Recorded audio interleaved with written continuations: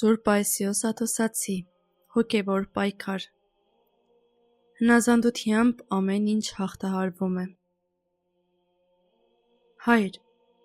ինչպես օգնել այն մարդուն, ով անգիտակցաբար կասկածում է, թե հիվանդ է։ Որպեսզի օգնությունը ստանա, պետք է խոստովանահայր ունենա և նրան վստահի ու հնազանդվի։ Խոստովանահորը կհայտնի իր միտքը, իսկ նա կասի, այսինչ բանին ուշադրություն մի դարձրու, այնինչ բանի հանդեպ ուշադիր եղիր։ Եթե վստահություն չունենա և չհնազանդվի, մտքի խորհուրդը նրանից չի հեռանա։ Գիտես թե ինչ է, որ մարդիկ քեզանից օգնություն են խնդրում, սակայն իրենք ոչինչ չեն անում։ Անկարգ կյանքով ապրող մի երիտասարդ հոգեբանական խնդիրներ ուներ ու տանջվում էր։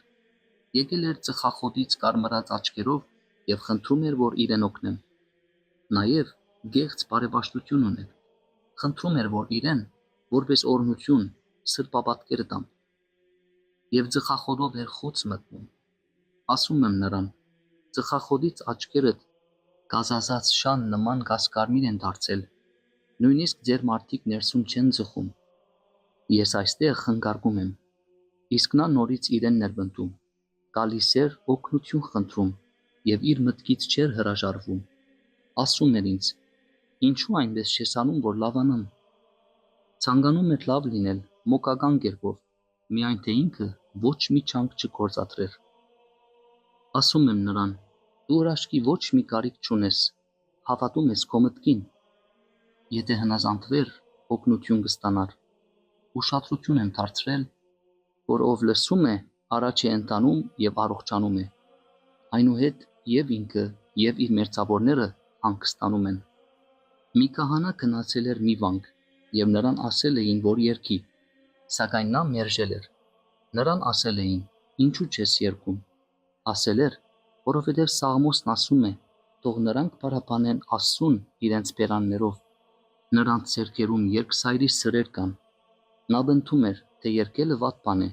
որովհետև վախենում էր երկսայրի սրից փառավորապես և բարձրաձայն Սաղմոս երգելու համար։ Ուրիշները նրան ասել էին, այդպես չէ, սակայն նա նորից իրեն ներբնդել։ Ինչպես համաձայնության կաս այսպիսի մարդու հետ, ինչ անես։ Եթե նույնիսկ իր ասածը ճիշտ լիներ, և ուրիշը նրան ասեր ոչ, այդպես չէ, այլ այսպես է, և ինքը հնազանդվեր ուրիշի ասած սխալին, շնորհ կստանար, և այն էլ մեծ շնորհ, որովհետև խոնարհվել էր։ Ինչքան մարդիկ են այդպես տանջվում տարիներ շարունակ, որովհետև հավատում են իրենց մտքին ու չեն լսում։ Ինչքան էլ նրանց ասում ես, ինչ էլ նրանց համար անում ես, ամեն ինչ սխալ են ընկալում։ Այնպես չէ, թե մեկը մի անգամ հավատաց իր մտքին և վերջացավ, այլ չար խորհուրդները բազմապատկվում և շատանում են, կատարելագործվելով կարող են հասցնել խելագարության։ Օրինակ, մեկը մի տուն է կառուցում և նրան ասում են, ինչու ես այսպես կառուցում, կքանթվի և քեզ կճզմի։ Քանի դեռ կառուցման սկիզբն է, եթե լսի, հեշտությամբ կարող է քանթել և ուղղել։ Սակայն եթե ավարտին հասցնի, ինչպես հետո կքանթի այն։ Նրան ասել էին, քեզ կճզմի։ Նա էլ տեսնելուց հետո կրահել էր վտանգը, սակայն արդեն մտածում է, թե սպառվել է։ Այդքան չանքթափեց, որպեսզի այն կառուցի, և չի քանթում ու ի վերջո ներքուստ ճզմվում է։ Այդպիսի մարդը կարող է օգնություն ստանալ։ Եթե ցանկանա, կարող է օգնություն ստանալ, բայց երբ նրան ասում ես, որ դա ճիշտ չէ, և նա արդարացնում է իրեն, ինչպես օգնություն կստանա։ Ենթադրենք մի երիտասարդ շաքարախտ ունի և քանի որ չգիտի, թե ինչքան վատ հետևանք կարող է ունենալ իր վրա, կարծում է, թե լուրջ բան չէ։ Բժիշկը նրան ասում է, շաքարը վնասում է և պետք է ճիշտ սննդակարգ պահես։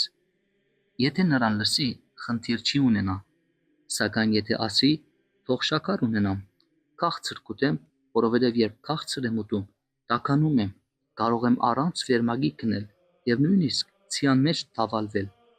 ինչպես համաձայնության կաս նրա հետ, քանի որ իրենն է բնդում։ Հայր, բնական է, երբ երիտասարդ մեկը հավատում է իր մտքին։ Մի երիտասարդ, եթե հավատում է իր մտքին, նշանակում է շատ եսասեր է։ Իսկ դա ինչպես կարող է գլխի ընկնել։ Օրինակ, եթե իր մանկության տարիներից որոշ դեպքեր հիշի, որ ցույց են տալիս, թե մանկուց ինչ աստիճանի եսասեր էր, կհասկանա։ Մի անգամ երկու երեխաների նկատեցի, որոնցից մեկը մի ծանր բարձ թեթևորեն բարձրացրեց, իսկ մյուսը գնաց, որ բարձրացնի, սակայն կարծես մի բարկ ցեմենտ բարձրացներ։ Դա է եսասիրությունը։ Բայց երբ մի քիչ մեծանա եւ հասկանա, որ այդ գործողությունը սկսվում էր եսասիրությունից եւ խոստովանի, կգա Աստծո շնորհը, կփրկվի եւ օգնություն կստանա։ Աստված անարդար չէ։ Հայր, ենթադրենք ինչ-որ փորձառություն ունեմ։ Եթե հենվում եմ այդ փորձառության վրա եւ մոտավորապես նկատում եմ, թե ինչ զարգացում կունենա այդ վիճակը, որի մեջ գտնվում եմ, դրա մեջ էլ ինքնավստահություն կա։ Եզրակացություններդ միայնակ մի արա, երբ Քրիստոս կանչեց, Պետրոս առաքյալը քայլեց ջրի վրայով, բայց երբ նրա միտքն ասաց, թե կսուզվի, սուզվեց։ Եվ Քրիստոս թողեց նրան, քանի որ ասում ես, թե կսուզվես, սուզվիր։ Խոնար մարդը նույնիսկ եթե հրաշքներ է գործում, կրկին չի հավատում իր մտքին։ Հորդանանում հրաշքներ գործող մի շատ բարձ քահանա կար։ Աղոթք էր կարդում այն մարդկանց եւ կենդանիների վրա, ովքեր զանազան հիվանդություններ ունեին եւ բժշկվում էին։ Մուսուլմաններն էին քնում նրա մոտ, երբ որևէ խնդիր էին ունենում, եւ նրանց բուժում էր։ Նախքան պատարակելը նա որևէ դակ բան էր խմում մի փոքր բաքսիմատի հետ եւ հետո ամբողջ օրը ոչինչ չէր ուտում։ Մի օր պատրիարքն իմանում է, որ սուրբ պատարակից առաջ ուտում է։ Նրան կանչում է պատրիարքարան։ Նա գնում է առանց իմանալու, թե ինչու են իրեն կանչում։ Մինչև ներս կանչելը ուրիշների հետ սպասում է մի սրահում։ Դուրսը շատ շոգ էր, բեղգերը փակ էին, իսկ մի անցքից մի շողք էր ներս անցել։ Նա կարծել էր, թե բարան է, քանի որ շոկել էր, հանել էր սկեմը եւ կախել շողքի վրա։ Սրահում նստածները տեսել ու պապանցվել էին, գնում ու ասում են պատրիարքին. այն քահանան, որ սուրբ պատարակից առաջ մի քիչ հաց է ուտում, իր սկեմը կախել է շողքի վրա։ Պատրիարքը նրան ներս է կանչում եւ հարցնում. ինչպես ես, ինչ ես անում, ինչ հաջողությամբ ես պատարակում, ինչպես ես պատրաստվում սուրբ պատարակին։ Պատասխանում է. աղոթքն եմ կարդում, երկրպագություն եմ անում, հետո մի ըմպելիք եմ պատրաստում, մի պատար հաց եմ ուտում եւ հետո պատարակում եմ։ Պատրիարքը հարցնում է. ինչու ես դա անում։ Պատասխանում է. եթե սուրբ պատարակից առաջ մի քիչ ուտում եմ եւ սուրբ հաղորդությունը մինչեւ վերջ ուտում եմ, Քրիստոս հայտնվում է վերևում։ Իսկ եթե սուրբ պատարակից հետո եմ ուտում, Քրիստոս հայտնվում է ներքևում։ Բարի մտքով էր դա արել։ Այդ ժամանակ պատրիարքը նրան ասում է. ոչ, դա ճիշտ չէ։ Նախ սուրբ հաղորդությունը կեր, մինչև վերջ եւ հետո հաց կեր։ Խոնարհվել էր եւ ընդունել։ Ուզում եմ ասել, որ չնայած հասել էր սրբության այնպիսի աստիճանի, որ հրաշքներ էր գործում, բարձորեն ընդունեց, չուներ իր կամքը։ Մինչդեռ եթե հավատար իր մտքին, կարող էր ասել. ես աղոթք եմ կարդում հիվանդ մարդկանց, կենդանիների վրա եւ բուժվում են, հրաշքներ եմ գործում։ Սա եկել ինձ ինչ է ասում։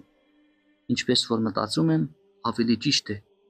որովհետև հակառակ դեպքում կերակուրը վերևից կընկնի Քրիստոսի վրա։ Հասկացել եմ, որ հնազանդությունը շատ է օգնում մարդուն, նույնիսկ ոչ այնքան խելացի մարդը, եթե հնազանդություն ցուցաբերի, կդառնա փիլիսոփա, իմաստուն։ Մարդը խելացի կամ անխելք, հոգով եւ մարմնով առողջ կամ հիվանդ, եթե դանչվում է մտքերից եւ հնազանդություն է ցուցաբերում, ազատագրվում է։ Հնազանդությունը փրկություն է։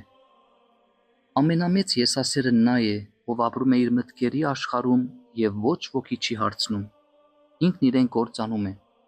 Մարդը կարող է լինել խելացի, ուշիմ, սակայն եթե կամավոր է, ինքնավստահ ու եսասեր, շարունակ տանջվում է։ Տհաճ կերպով խճճվում է եւ նրա մոտ խնդիրներ են առաջանում։ Որպեսզի գտնի իր ճանապարհը,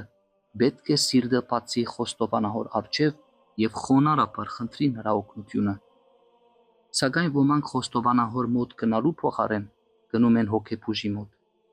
Եթե հոգեբուժը հավատացյալ է, նրանց կուղարկի խոստովանահոր մոտ, եթե ոչ, նրանց միայն թեղեր կտա։ Սակայն միայն թեղերը խնդիրը չեն լուծում։ Հոգևոր օգնություն էլ է անհրաժեշտ, որպեսզի կարողանան ճիշտ դիմակրավել փորձությունները, որ վիճակը բարելավի եւ չդանչվեն։